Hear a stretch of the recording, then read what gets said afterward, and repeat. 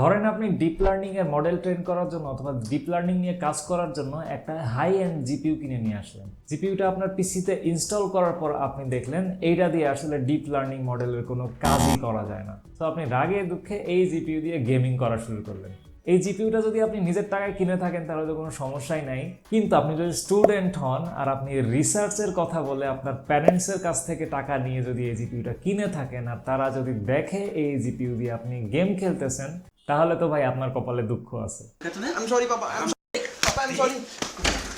আবার আপনি এমন একটা জিপিইউ কিনে নিয়ে আসলেন যে জিপিইউ দিয়ে আসলে ডিপ লার্নিং এর কাজ করা যায়, কিন্তু দেখা গেল ক্লাউডে যে ফ্রি জিপিইউ গুলা ইউজ করতে পাওয়া যায় সেই জিপিইউ গুলার থেকে আপনার জিপিইউ অনেকটাই উইক।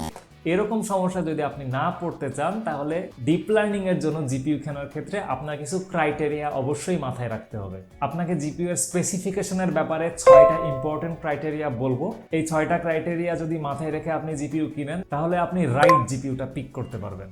আর এই 6টা ক্রাইটেরিয়ার মধ্যে কিন্তু 6 নাম্বার ক্রাইটেরিয়া অনেক ইম্পর্টেন্ট। এই 6 নাম্বার ক্রাইটেরিয়া যদি আপনি কোনোভাবে ইগনোর করেন তাহলে কিন্তু আপনার জিপিইউ এর টাকাটা সম্পূর্ণটাই পানিতে যাবে। আর এই ভিডিও শেষে আমি আপনাকে এমন কয়েকটা জিপিইউ সাজেস্ট করব যে জিপিইউটা গেমিং এর জন্য অনেক ভালো হবে, আবার ডিপ লার্নিং এর জন্য অনেক ভালো হবে। ডিপ লার্নিং এর জন্য জিপিইউ চুজ করার ফার্স্ট ক্রাইটেরিয়াটা হলো কুডা কোর।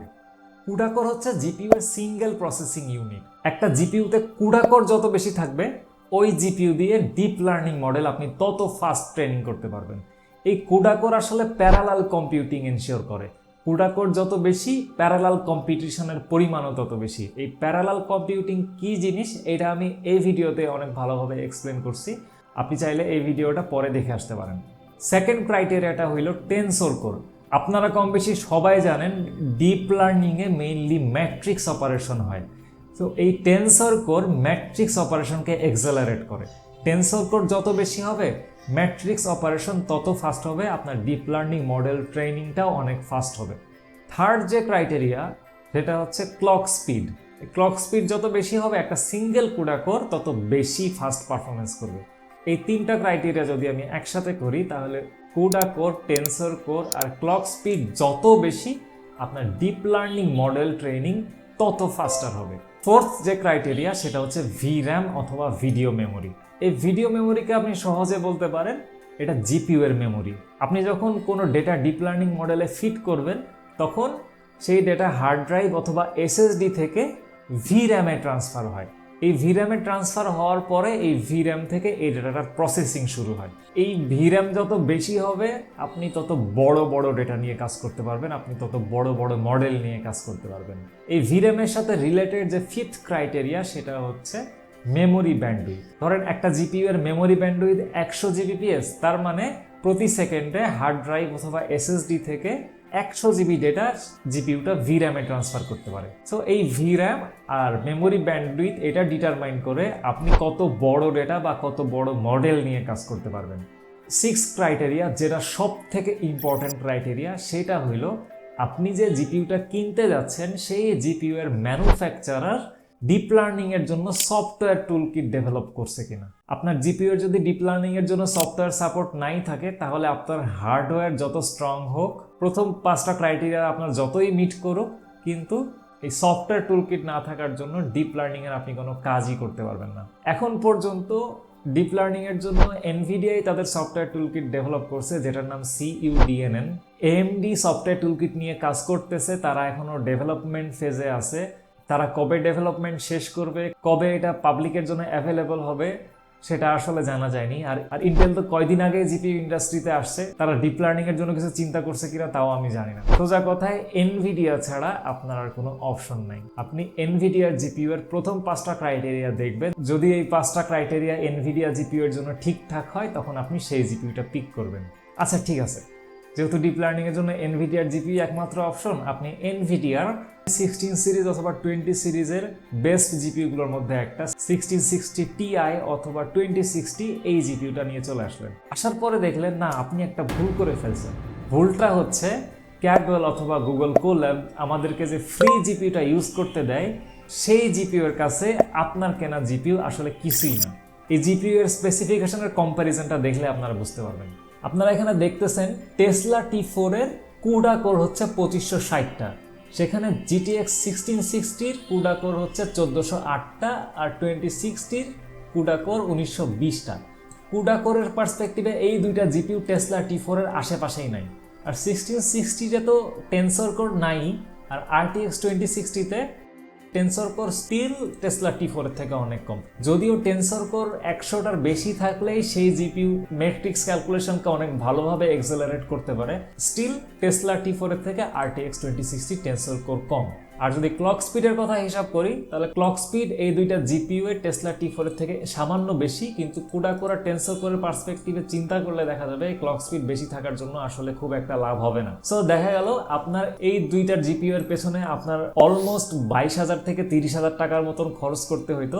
আর এগুলো দিয়ে যে খুব একটা ভালো গেমিং করতে পারবেন এরকমও না, মোটামুটি মডারেট লেভেলের গেমিং করা যায়। আর লেটেস্ট টাইটেলগুলো তো হয়তো লো সেটিংয়েও আপনি খেলতে পারবেন না। তাহলে এখন কোন জিপিইউটা চুজ করা দরকার? আচ্ছা, এখন আমরা 20 সিরিজের বেস্ট জিপিইউটা 2080-র দিকে যাই, এর সাথে টেসলা T4 এর একটা কম্প্যারিজন দেখি। তো এখানে আমরা দেখতে পাচ্ছি টেসলা T4 এর থেকে 2080-র CUDA কোরের সংখ্যা বেশি, টেনসর কোরের সংখ্যা বেশি, ইভেন ক্লক স্পিডও বেশি, আর VRAM 8GB। আমার মনে হয় রিসার্চ পারপাসে ডিপ লার্নিং এর জন্য 8GB VRAM-ই এনাফ। আপনারা যে ডেটা নিয়ে মডেলটা ট্রেন করবেন সেটা অবশ্যই একসাথে ট্রেন করবেন না, সেটা অবশ্যই আপনি ব্যাচ ট্রেনিং করবেন। সো আপনার যদি 8GB ভলিউমের একটা ডেটা হয়, আপনি হয়তো ডেটাকে চাঙ্কে 2GB করে ট্রেনিং করবেন। 8GB VRAM দিয়ে আসলে এগুলো কাভার হয়ে যাওয়ারই কথা। কিন্তু RTX 2080 যদিও টেসলা T4 এর সাথে হেড টু হেড কম্পিটিশন করতে পারতেছে, তারপরেও এখানে একটা প্রবলেম আছে। আপনি 2080 জিপিইউটা হয়তো বাজারে পাবেনই না, আর যদি পান সেটার জন্য আপনাকে অ্যাটলিস্ট 70,000 টাকা খরচ করতে হইতে পারে। আমরা দেখি এই 70,000-এর কমে এর থেকে ভালো কি জিপিইউ থাকতে পারে। তো আমরা 30 সিরিজের দিকে মুভ করি। 30 সিরিজের 3060 12GB ভ্যারিয়েন্টের এই জিপিইউটা আপনারা দেখেন, টেসলা T4 এর সাথে CUDA কোরের ডিফারেন্স কিন্তু এখানে অনেক বেশি, প্রায় 1000টা CUDA কোর বেশি। টেনসর কোর যদিও প্রায় অর্ধেকের মতন, কিন্তু এটা নিয়ে আসলে বেশি চিন্তা করার দরকার নেই। আমি আগেই বলছিলাম 100টার বেশি টেনসর কোর হইলেই সেটা ম্যাট্রিক্স অপারেশন অনেক ভালোভাবে এক্সেলারেট করতে পারে। আর এখানে VRAMও কিন্তু 12GB।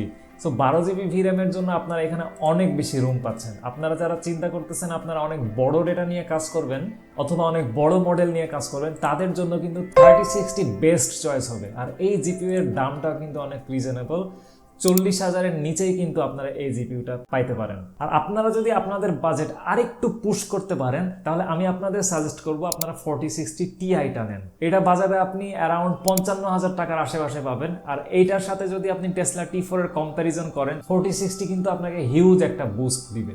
আর 4060-র ওপরে যতগুলো জিপিইউ আছে প্রতিটা জিপিইউ ডিপ লার্নিং এর জন্য অনেক ভালো পারফর্ম করবে, এটা নিয়ে কোনো টেনশন করার কারণই নেই। আর আপনি যদি বাজেটের ভেতরে থাকতে চান তাহলে 3060 আর 4060 Ti এই দুইটা জিপিইউ আমি আপনাকে সাজেস্ট করব। আর এই দুইটা জিপিইউ গেমিং এর জন্য কিন্তু অনেক ভালো।